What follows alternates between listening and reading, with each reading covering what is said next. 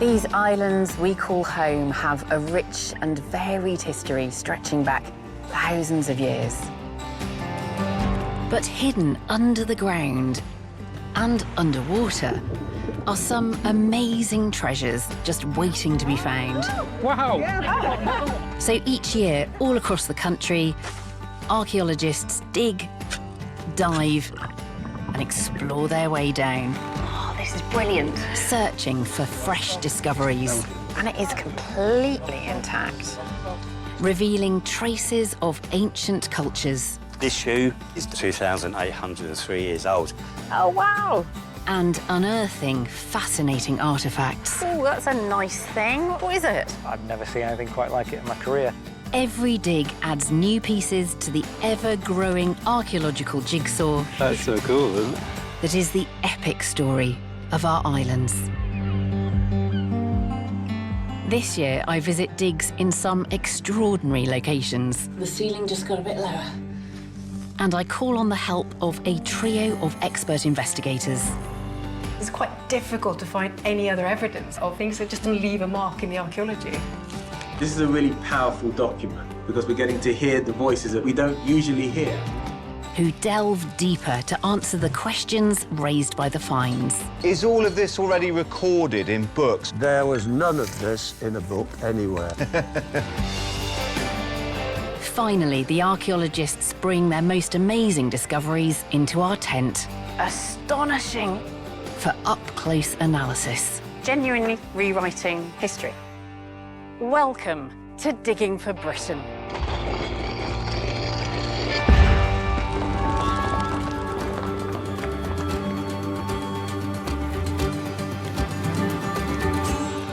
In this episode, I'll be exploring the best archaeological digs in southern England. On a building site in Kent, archaeologists discover one of the oldest finds we've ever seen on Digging for Britain. So what's your ballpark figure at the moment? Ballpark figure at the moment is probably about 300 to 350,000 years old. On the White Cliffs of Dover, a top-secret military installation It's a constant 12 degrees down here. Feels colder than that. is opened up to archaeologists. We have done a fingertip search. The technology was still confidential then, so all of the equipment was smashed into small pieces down here. And for the first time, archaeologists unearth a medieval mud dock building warships for one of England's greatest warrior kings, We're going through the entrance to the dock. with finds popping up everywhere. We've got tens of thousands of these things scattered along the whole foreshore for more than a quarter of a mile.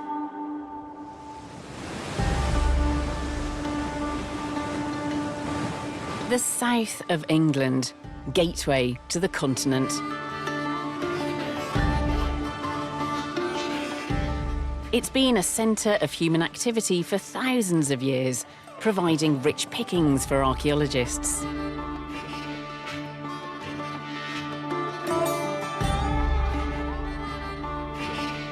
But not all evidence of human life is found in trenches. Sometimes you just need to follow the tides. Our first discovery was made not on an archaeological dig, but on the edge of the Thames Estuary in the North Kent marshes. It's a favourite haunt for archaeologist Steve Tomlinson, who's also a mudlarker. He looks for finds lying on the surface of the mud of the estuary. No trowel or spade is needed here, just a keen eye and the ability to pick out finds of real archaeological significance. Yeah, just have a look on the mud, see if these finds anything unusual or any potsherds of any kind. Just anything that has basically been washed up by the tide. It may seem a bit haphazard, but mudlarking has led Steve to make some intriguing discoveries. I've been mudlarking for roughly about 7 years now. Every day is different. You can get really good days and really quiet days. You just don't know what's going to turn up. No, forget about that one. It's the thrill of going out there to say, what is out there today? What can I get? What can I find? Interesting. Looks like we've got a piece of Roman pottery here, possibly 2nd century. So we've got a combing design inside, which is quite nice. That's probably going to be a small storage jar. Yeah, just washed in on the tides after nearly 2,000 years. So that's very nice. Some finds are easy to identify. Others can kickstart a detective trail involving colleagues, universities and the British Museum. Oh, that's interesting. Wow, looks like some piece of dried skin. So I'm going to take that because that could turn out to be something good, which would be lovely. In September 2022, Steve found a scrap of hide or leather like this, and it's turned out to be something extraordinary. I saw this flat piece of leather which looked like a shoe sole. So I thought it really interesting, so I picked it up. Just looked really old, and I think that's what really got my excitement going a bit. 6 months later, Steve found something else which proved to be part of a leather bag. Both finds have been sent for radiocarbon dating. And we've also asked archaeological conservator and Digging for Britain regular Dana Goodburn-Brown to carry out a microscopic examination of these artefacts. Steve's come to the tent to see what she's discovered. Dana, it's lovely to see you again. Oh. I'm always excited when you turn up with your microscope. Thank you. And this just looks like the most incredible find. And Steve, you found it. Tell me what we've got here and how you found it. I found both of these mudlarking. So you're looking along the foreshore? Looking on the foreshore, and came across this shoe, which is absolutely incredible. Can and I hold look, it? of course Is you that can. all right? Yes, of course. Oh, my goodness. And I suppose being an archaeologist, I kind of had an inkling it was quite good. Can I turn it over? Yeah, of course you can. So I sent it off to a carbon dating unit in Scotland. Right. And 4 weeks later, they came back with a date of 888 to 781 BC. Which is 2,803 years old. It was the oldest shoe ever found within the British Isles. So this place is at late Bronze Age, early Iron Age? So it's late Bronze Age, yes, Yeah. early Iron Age. So at that point, you found the earliest Yes, shoe yes. in Britain? This shoe also went up to the British Museum. Yeah. They got no other record. This is the smallest Bronze Age shoe ever found in the world. That's amazing. I'm just imagining this little Bronze Age kid running along the banks of the It's river. amazing. And then they come back and their mum goes, "Where's your other shoe?" I know. And it's gone, and that's it. Until Steve finds it. Yeah. I love it, Yeah. yeah. Again, it's opened up history. You know, we make shoes for toddlers Yeah. and babies, and we never knew that Yeah, actually yeah. existed in history, It's which is lovely, amazing. isn't It is, yes. Because we're right back Yeah. in prehistory. There's nothing Yes. written down. And the mums were just the same. They're so cute, those little shoes. Yeah. So It's lovely. Dana, what can you say about this leather then? I see you've got your microscope, so what can you tell by I do. magnifying them? I mean, the first stop for a conservator is to, record what's there. And one thing about this shoe, it doesn't make sense really quite what it is and how it can be used, and most of it is lost edges, so all around the edge here. So it's either worn away or torn. Right. So that means it is a bit of guesswork to figure out exactly what shape it started with. Yeah.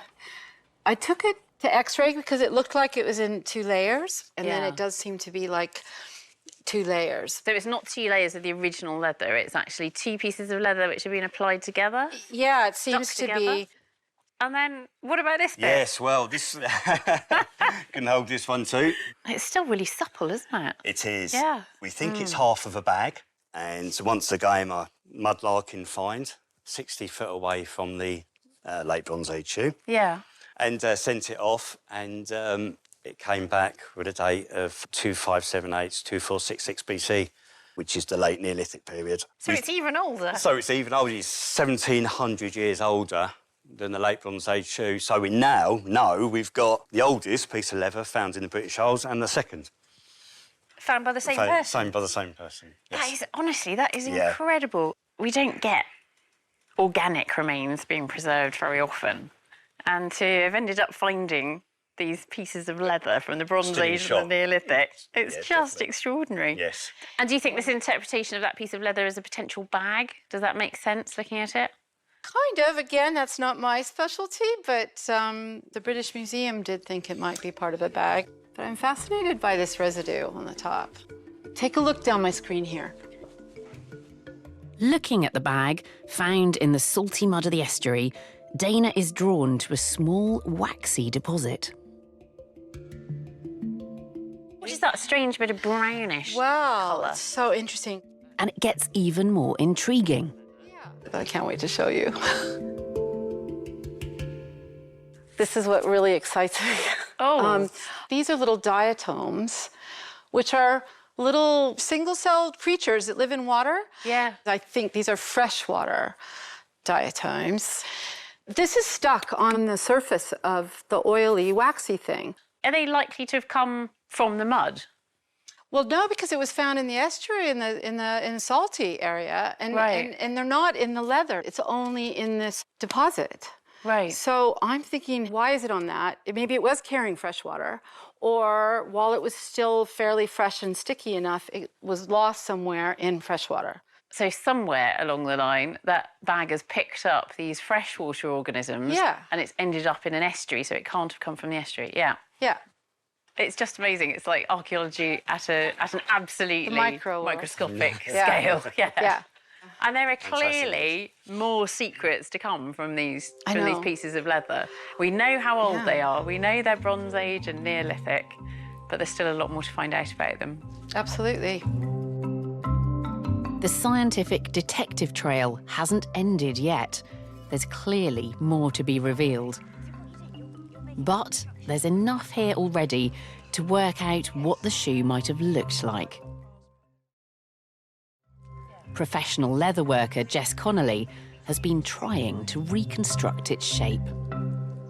So when I looked at the leather, you could see on the leather where the gaps were, where it looked torn, the bit cut off at the back. And to me, as a leather worker, that indicated that those are where holes were that had been pulled wider or were degrading.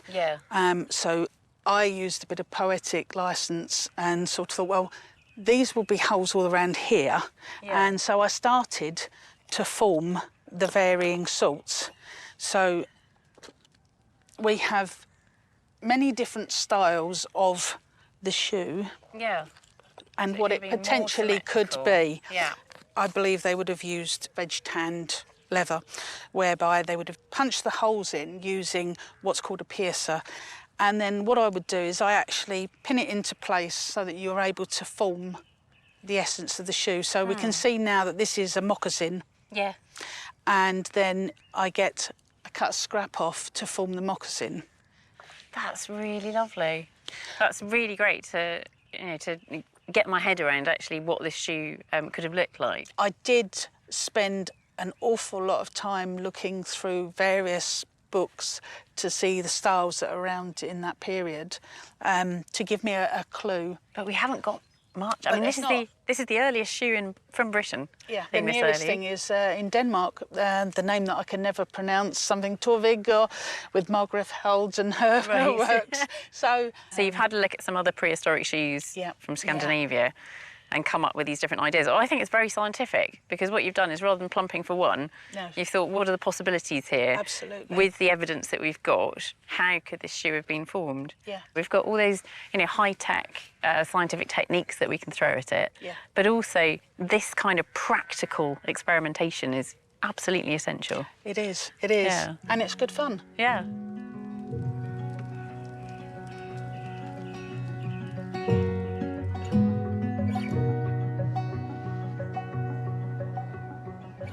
The discovery of Britain's oldest shoe from the Bronze Age is something quite remarkable.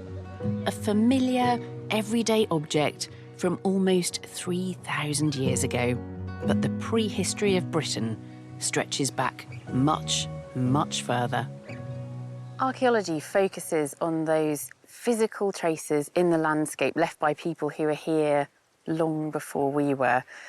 And it can complement written history, but it can also push back even earlier than anything was written down, back into prehistory, where we find evidence that is thousands of years old, even tens of thousands of years old, and sometimes hundreds of thousands of years old.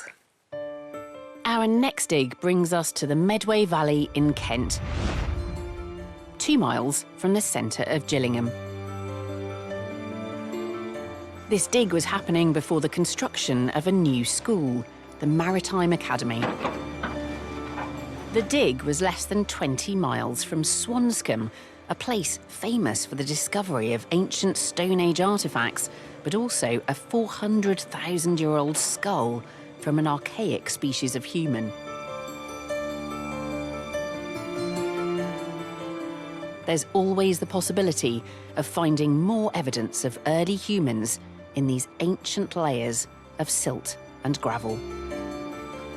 I think it's worth going down a bit more. The excavation at the school site dug down into gravels dating to 300,000 years ago, taking us back into the Paleolithic period. Watching over the dig and ready to swoop on anything interesting was a team led by geoarchaeologist Letty Ingrie. When we excavate a site like this ahead of a construction project, it's not possible to hand dig. It would take years and years. And there were a lot of kids waiting to start school, so most of the digging we actually did by machine. And between each pull of the machine, we had someone on the side of the trench that would sift through all the deposits looking for artefacts.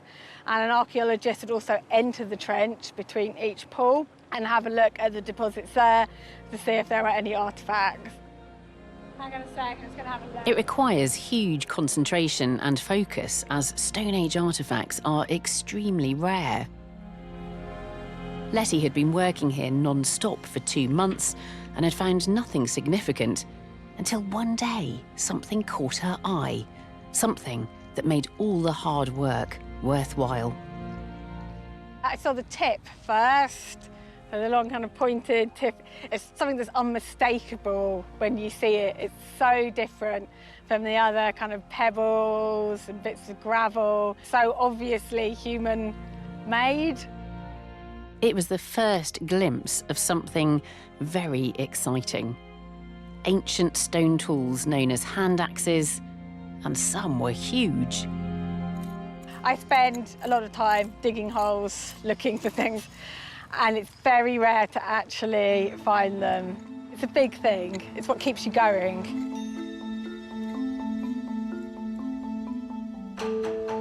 Rare finds like this give archaeologists insights into ancient technology from hundreds of thousands of years ago. I've asked Letty to bring her finds to the tent so I can get a closer look. But first, I also want to find out more about the site where these remarkable hand axes were found. So have you got pictures of the site? I do. So what I've got actually is a photogrammetry model. So this trench here is about 70 metres long. Oh, it's huge. And about 4 metres wide. Yeah. So, yeah, so it's quite big. I mean, it doesn't look like there's much there. I mean, this is the nature of Paleolithic archaeology, isn't it? Is that very often it looks quite empty. Yeah, a lot of the time you don't find anything. But when you do it, it is amazing. Letty, these are absolutely incredible. I mean, this one in particular is massive. So we think this is the 3rd biggest hand axe ever found in Britain. Really? So far, yeah, which is quite incredible. They're more like large knives as opposed to axes. Yeah. It's very sharp, it's very strong, would have been really good for things like cutting up meat, probably other uses as well. If I look at this one, it's, I mean, that's a hefty object. It is. This type of stone tool is fascinating, isn't it? Because it goes way back into prehistory, and very early types of humans were making stone tools which are actually quite similar to this. Yeah, think about 1.7, 1.8 million years ago, you get the first kind of hand axes in Africa. Yeah. And in Britain, I think about 600,000 years ago. Yeah. You know, that kind of thing. It's quite extraordinary, isn't it, that you've got a technology which kind of stays the same pretty much for, as you say, 1.7, 1.8 million years. It really works. Yeah. I can't stop touching them. They're so tactile, and it's really lovely to see these so fresh out of the ground as well. Thank you so much. No worries.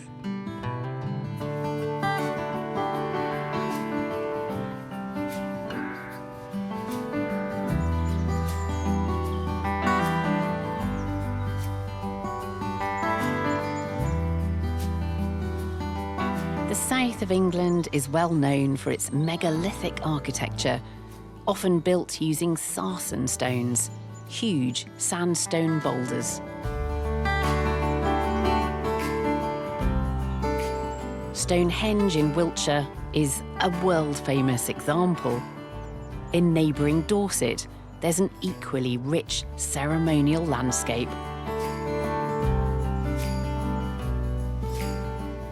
For our next dig, we travel to the windswept Tennant's Hill, near Dorchester, in South Dorset.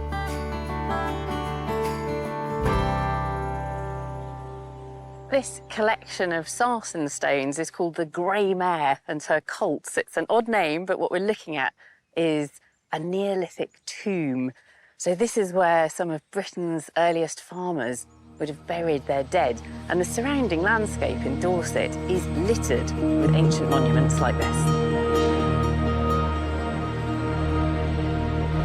This megalithic architecture dates back to the end of the Stone Age, the Neolithic period. Now, some of these monuments are less obvious than others. And today I'm here to look at one which is so well hidden, it's only just been recognised. A community dig is taking place up on this hill. It's being led by archaeologist Anne Tether. The team have found what they believe to be a Neolithic tomb, but there are no huge stones this time, and only the merest trace of a mound. Anne. Hi. Hi. Nice to meet you. Hello. Now, you promised me a barrow. I can't see a barrow. I can see you've got a trench open here. But, I mean, how did you find it? It looks so subtle. So we completed some geophysics. And so we know that there is something here. OK. We're looking at what we think is a Neolithic oval barrow, which is a type of mortuary monument that was common between about 4,000, 3,500 BC. And that's this whole kind of shape here? Absolutely. So we think this central area would have been the mortuary chamber. OK. And then we had a flint bank that was coming around the outside, and both an inner ditch and an outer ditch. OK. The geophysics provides a rough map, but not much in the way of detail. The team have dug a trench to try to understand how this burial chamber was constructed. So we just start here. We've got a linear feature coming through, which is... This edge here? This edge, yes, which is rectangular. We're just trying to see how far that extends, but this may be part of the inner chamber. The inner chamber would have formed the core of the burial mound. And Anne's colleague, Jim Rylett, has discovered a series of features which point towards how this was built. You've got stones poking out around the edge. So that's classic post hole. You dig a sort of big hole, put your post in, and then fill the spaces in around the posts with stones to hold it in place. And that's another one? We've got another one there, and another one over there. Potentially another one? I think so, yeah. yes. I want to clean that up. Have you got a spare trowel? And can I? Can I have a... Thank you. You may. Please help yourself. Let's just look at this. It looks suspiciously like another post hole, doesn't it? I'm happy at excavating skeletons, but... So finding these post holes was really helpful because it is beginning to give us an indication of how the barrow was built. Yeah, and it's got this timber chamber in the centre of it. And then presumably that flint bank's built up against that. And then covered in earth? And then covered in earth, yes. As well as piecing together how the barrow was constructed, the team are hoping to accurately date it. And Jim has just uncovered something that could help. We've got this large deposit of charcoal, Yeah. but at the bottom of it is a big chunk of pottery, which is good at one level because we should get a date for it from the charcoal. Oh, and be able to compare it So with if the charcoal's overlying it, Yep. Yes. any date you get on the charcoal, you know, the pottery Yep. predates that. Yep. Yes. Yeah. Radiocarbon dating can only be carried out on organic material, so finding charcoal is a stroke of luck. But it also gives another clue about how the tomb was used. The amount of charcoal there is really striking. So it's likely that this was some cooking vessels, somebody's passed away and that they're gathering together to remember them. And then the results of that feast go into the ditch.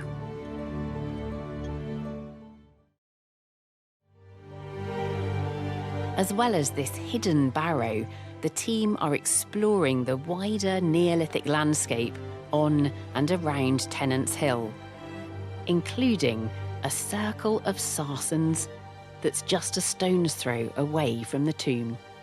This is a lovely stone circle. So what do you think the relationship is between this and your long barrow? I mean, they're very close to each other.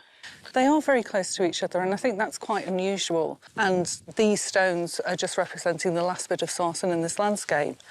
So we do wonder if perhaps they were once the facade to the long barrow. Oh, right, yeah. And had perhaps been moved at some later point and made into a stone circle here. And what about the stones themselves? Are they naturally occurring up here on the hill, or have they come from elsewhere? They've definitely come from elsewhere. They're not naturally occurring at this size and this volume on this landscape. And there is another location where there are many, many stones, and we think that they've been brought up from there. And how far away is it? It's only about 1 kilometre that way. Yeah. Should we go and take a look? Yeah. Absolutely. Oh, I'd love to.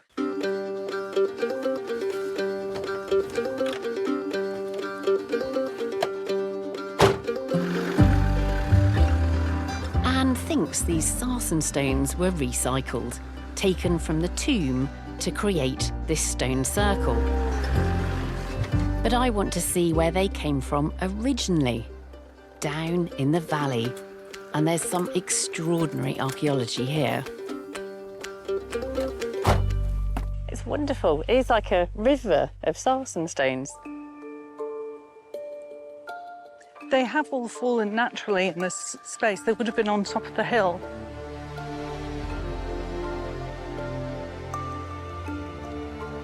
So out of all the stones here, this one's really special. What makes it special? So this is a Neolithic polishing stone, a polissoir. And is that what we're looking at here, this smooth bit? Absolutely, yes. Yeah. How has that happened? Somebody's been polishing something on there. Yes, so polished stone axes are really characteristic of the early Neolithic. Yeah, yeah. And they make hundreds of thousands of them and then polish them to a high lustre and surface. Yeah. That's incredible. So it's never been seen before, it's never been noted before? It's never been noted before. And there's only one other find in England that's similar near Avebury. Really? Yeah. So you know that what was happening here, that people were polishing these stone axes and Neolithic people were probably sitting just where we are. Absolutely. Doing this. Yeah, it's brilliant.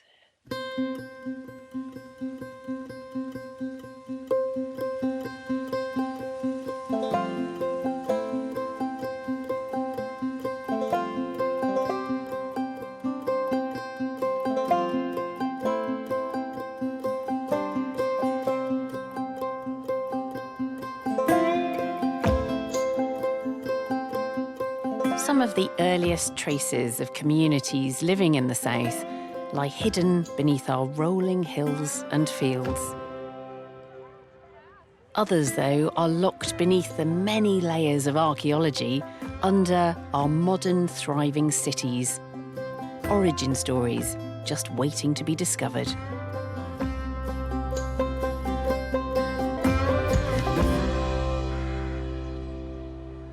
There are dozens of beautiful historic cathedrals across the UK. Most cities have one, some have two or even more. And the earliest of them go back 1,000 years into the Middle Ages. But we suspect that many of them are built on the site of even earlier churches or other buildings. But of course, it's very rare that archaeologists get a chance to test that out.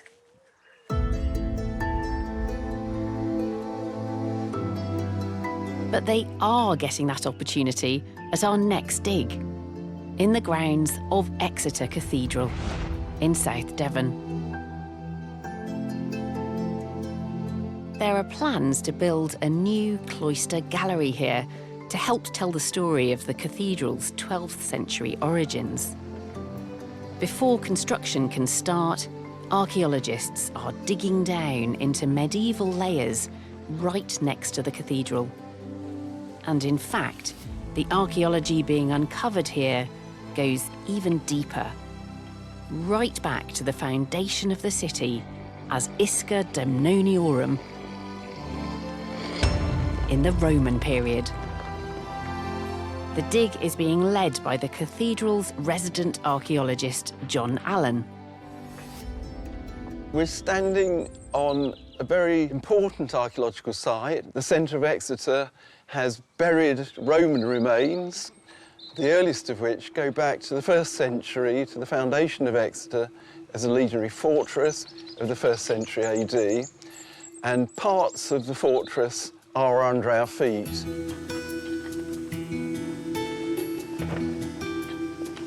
It's a significant find because occasions to get down so deeply into the archaeology of the city arise fairly infrequently. It's years since we've seen this kind of evidence emerge.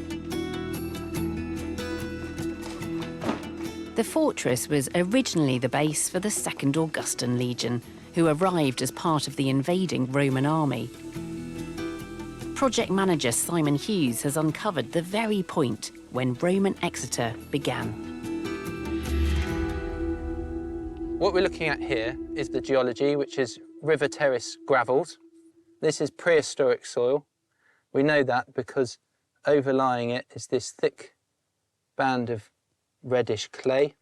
Now, this is important because this was the land surface at the time when, in about 55 AD, that the Roman legionary army arrived.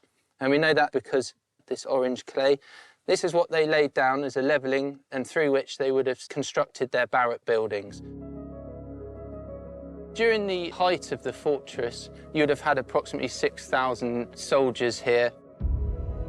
Now, this horizon here between the two deposits is a lovely point in time because this was the layer on which the soldiers would have walked about when they first arrived in Exeter and set up their fortress. The dig takes us back to the origins of the fortress, but the archaeologists are also uncovering finds that give us a glimpse into the Roman legionaries' lives. What we have here is fragments from a Roman bowl. This is what's called Samian ware, and it dates from mid-1st century. It's got a nice motif of a bird on this one. And this date is about sort of 40 to 85 AD, so perhaps was brought over with the troops. With this, we've got this lovely glass counter. These would have been like your equivalent to your checkers today, that sort of thing. So this is part of a gaming set. So a nice little group of finds.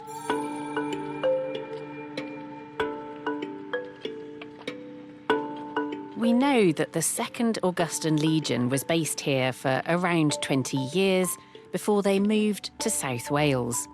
And the fortress at Exeter evolved into a civilian town. Remarkably, Simon has found an intact corner of a Roman civilian townhouse. You can see Roman blockwork here, and what's interesting is elsewhere, Roman masonry have been completely robbed out and reused for medieval buildings. But this bit they've left in, which is an absolutely fantastic piece of architecture. This section here, we're looking at a Roman townhouse floor surface. We've got the preparation layer, which is this quite bright red clay, and sat on top of it, this lovely smooth surface here. So we can really picture what the floor would have been like within these buildings that the Roman inhabitants of Exeter would have walked on. Thanks to this rare opportunity to dig deep under Exeter's cathedral, archaeologists have discovered new, tangible evidence of life in the city during the Roman period.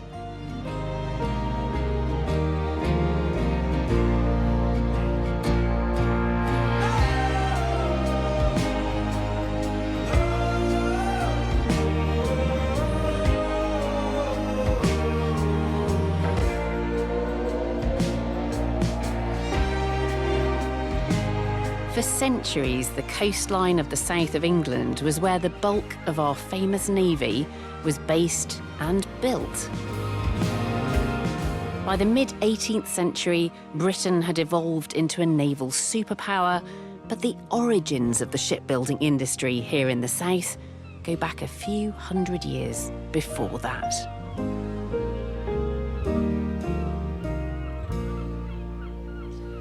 There are plenty of shipyards in the UK where the tradition of shipbuilding goes back for centuries, but redevelopment over the years has obscured earlier phases of their history. But our next site was abandoned, so archaeologists have been able to peel back time and reveal an intact medieval shipyard. The abandoned shipyard is in Smallhythe, in Kent. Somewhat strangely, it's more than 10 miles from the sea. Archaeologists are trying to trace the first physical evidence of the historic shipyard here. Oh, nice. It's kind of lovely. Oh, that is lovely. It's really, really nice. Smallhythe's shipbuilding story goes back to the 15th century, at the end of the medieval period. Henry V reigned for just 9 years, but his military victories against France, including the Battle of Agincourt, made him a celebrated warrior king, immortalised by Shakespeare.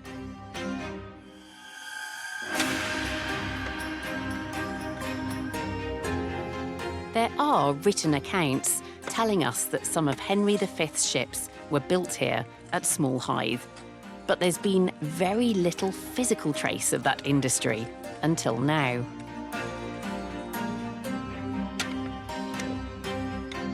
Where we once potentially had great big ships here, certainly the lower parts of them, is now just fields. That's the inside. Again, something that's... Yeah. Natalie Cohen from the National Trust is in charge of investigating this 200-acre site.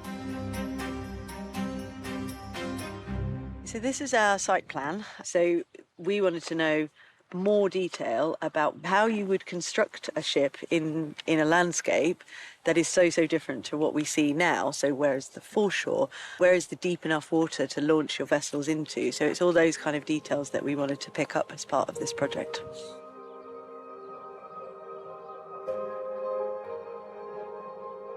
Over the last 2 decades, archaeologists have been trying to establish the scale of the shipbuilding industry here.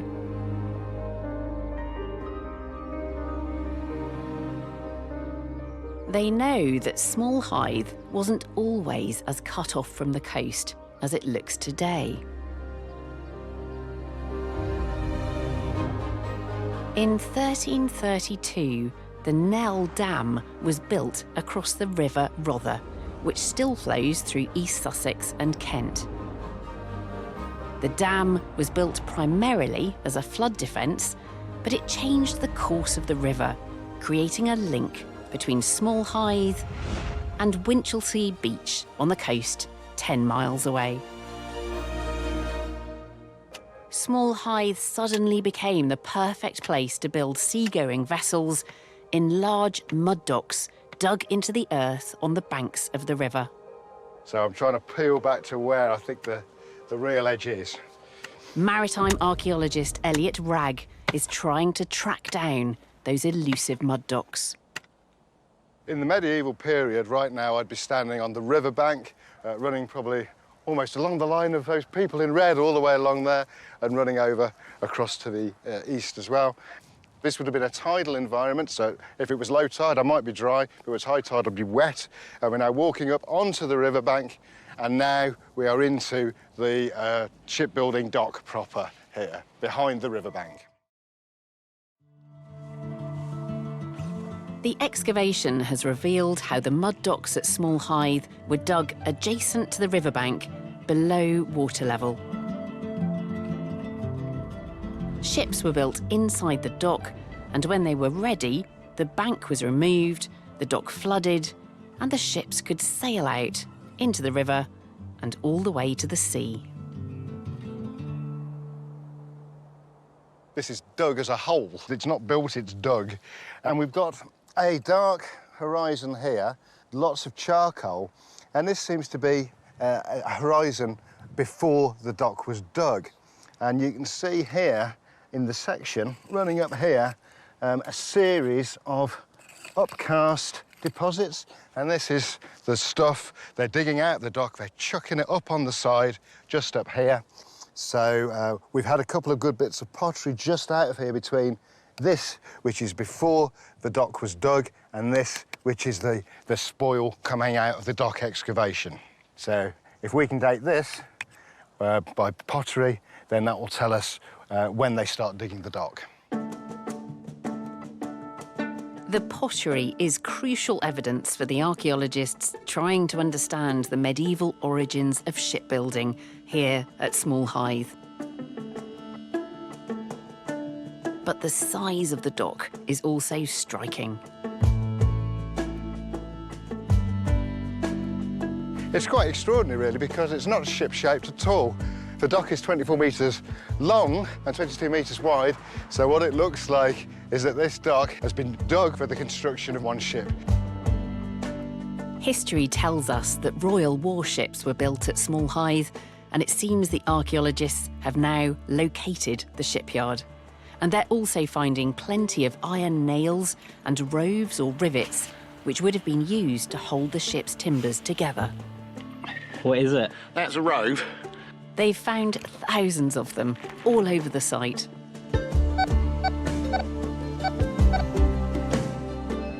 The excavations, together with surveys, are providing evidence for extensive shipbuilding here, with several separate mud docks.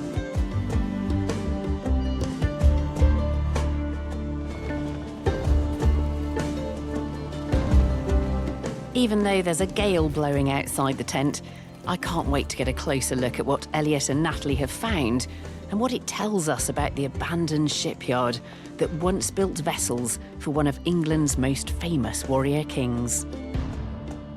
What we have here is a selection of roves, these diamond-shaped washers. Yeah. Medieval shipbuilding is clinker-built, it's shell-built, so it's overlapping planks. Yeah. You drive and big nail through it like this. This is a particularly huge That's example. massive, Yeah, so this is from a big ship. You drive that through the two planks, you put one of them on the other side, and then you bend the nail back over, and that forces your So it's planks like a together. rivet. It's effectively a medieval rivet, Yeah. And so here we've got the whole range of roves. They're initially built in strips here, and you break them off. And just use them in strips. You just have a strip of them. I just love all this evidence of shipbuilding. That's fantastic. I mean, it must have been busy. Really busy. Really busy. I think you've got to imagine something like a sort of mad shanty town with sort of 200 or 300 people. Yeah. Basically living in shacks, kind of Wild West. And what about this coin? The top of the dock, running behind it, parallel to the shore, was a gravel road. The earliest documentation of it is 1474. And then the road itself seems to have fallen out of use and collapsed across the top of the dock. And this coin, which is, I think, dates to the 1580s, was in amongst that road collapse. So that gives us sort of a nice sort of end point for the shipbuilding. So it's Elizabeth I halfpenny, I think it is. I think so, yeah. Yeah.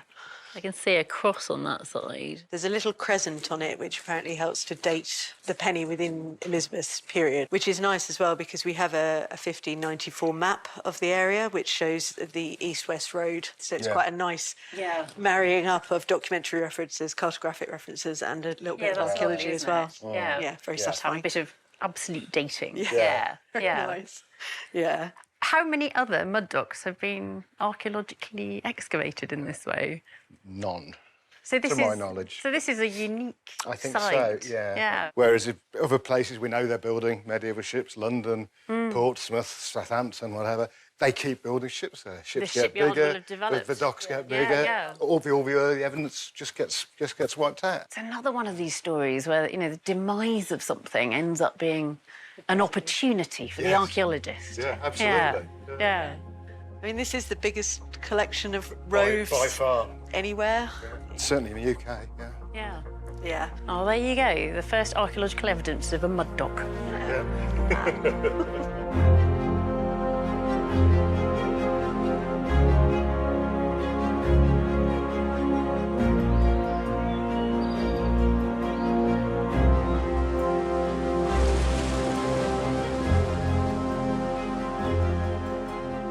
Throughout history, the south coast of England has often acted as a front line of defence against would-be invaders. Our next dig takes us to Dover in Kent.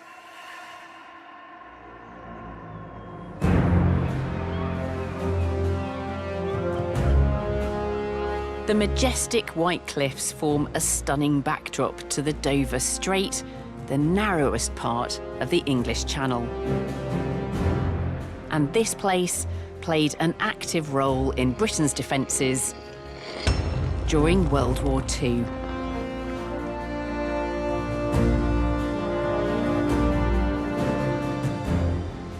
On a beautiful day like this, the coast of France is so clear, and there's a constant stream of ferries taking people on holiday. But of course, in the Second World War, it was a completely different story. That was German-occupied territory, and the entire coastline was bristling with firepower. German forces invaded France in May 1940, and the British mainland was then within their sights. The answer to that threat was to build new gun emplacements all along the white cliffs of Dover, but they've been invisible in the landscape until now, when archaeologists are getting the chance to excavate and reveal them. In 2017, the National Trust acquired a huge stretch of land along the top of the cliffs, including some unique wartime defences. The guns from the emplacements were removed in the 1950s, and these sites were demolished and covered over. But now, for the first time, archaeologists have been given the chance to investigate these once classified military installations. John Barker from the National Trust is leading the investigation. So, what are we looking at here then? Where are we? So we're at a fan bay battery on the White Cliffs, and we've been carrying out an excavation on emplacement 3 over here. So when you started work here, could you see any of this above ground? You couldn't see anything. Our aim's to understand how much of the emplacement survives and how it works in conjunction with a structure called the plotting room, which is located further inland. There were 38 artillery sites in and around Dover, but most were mobile. The only permanent sites were the defences on top of the cliffs. The stars of the show were two huge guns known as Clem and Jane. With barrels weighing over 100 tons, They were the largest and longest range weapons ever installed on the UK mainland. This is one of the first gun batteries that you see anywhere where it's not about defending the port, it's actually an offensive gun. It's for attacking shipping. Yeah. Can we get down in there and have a look? Yeah, let's go.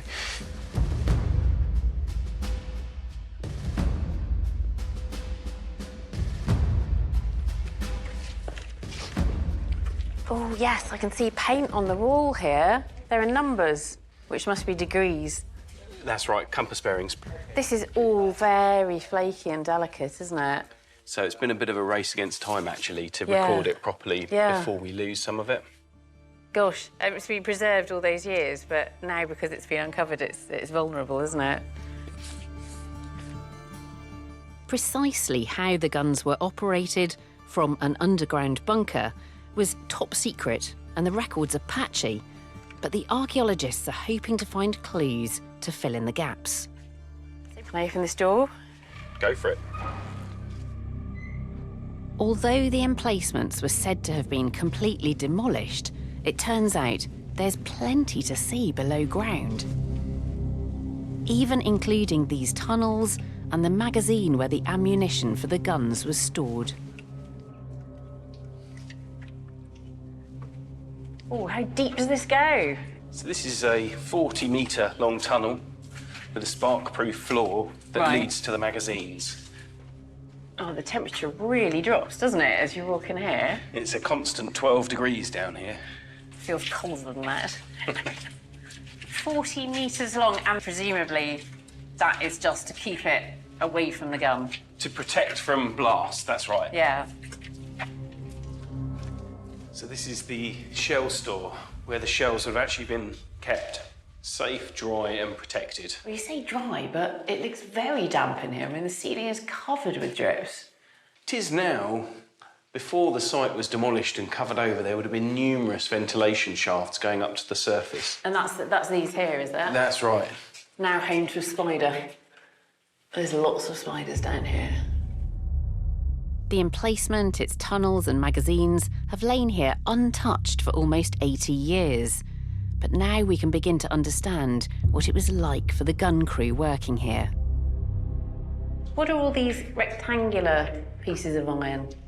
So these are ladder rungs, which are from the emergency shaft, and we actually found some original pieces of the winch within the material at the bottom of the shaft. So this is how the shells are delivered down into the magazine? That's right. Yeah. How many people would have been working here on this gun emplacement? Probably 7 to 10. You had 7 to a gun crew. Yeah, I mean, presumably it was manned 24/7. That's right, it had to be manned, 24 hours a day. The gun always had to be in a state of readiness to be fired if needed.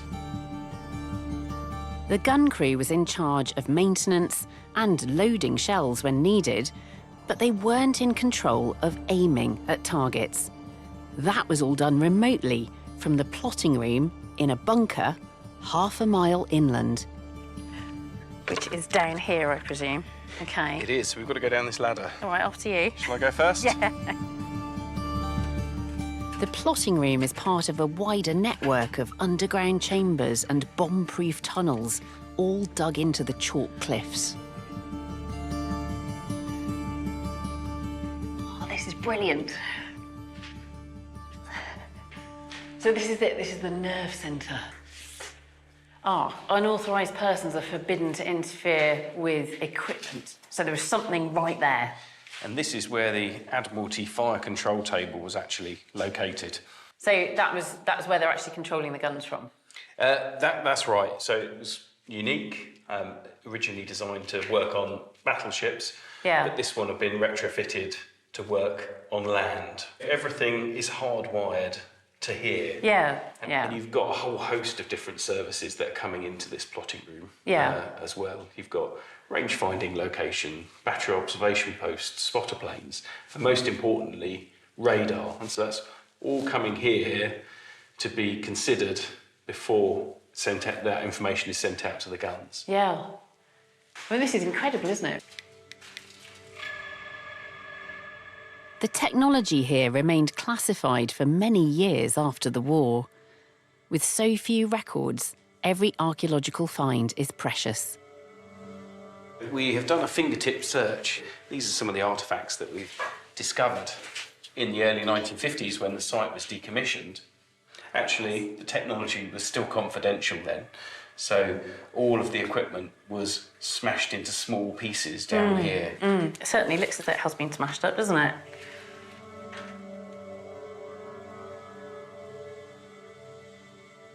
I've spotted somewhere else I'd like to explore. So what's through here? There's this intriguing little feature here, the service tunnel that runs around the whole structure. OK. It's for drainage and it's for power and services and communication. It's also got some really interesting graffiti, but it is an adventure. Oh, OK. How deep is the graffiti in there?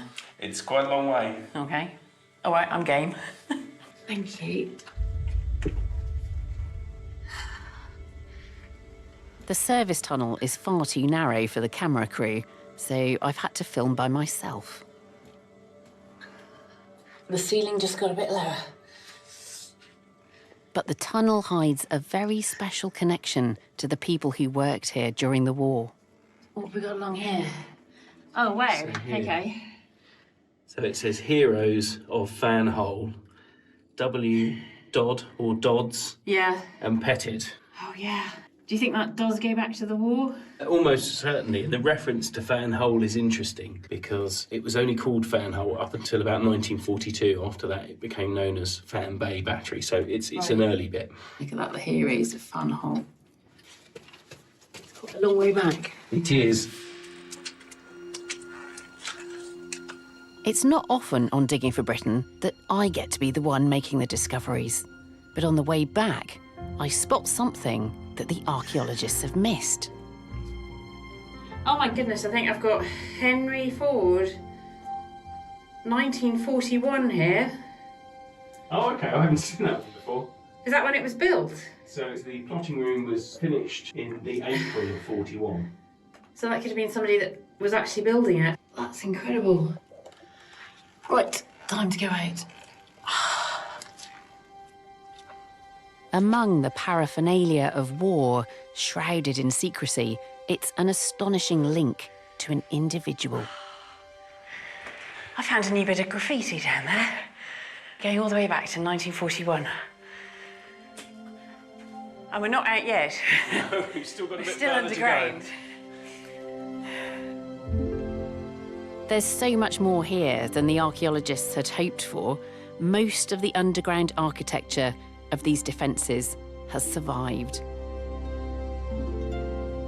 And we can also make that connection to the Fan Hole heroes whose names are missing from the records, but who played such a vital part in Britain's World War II defences.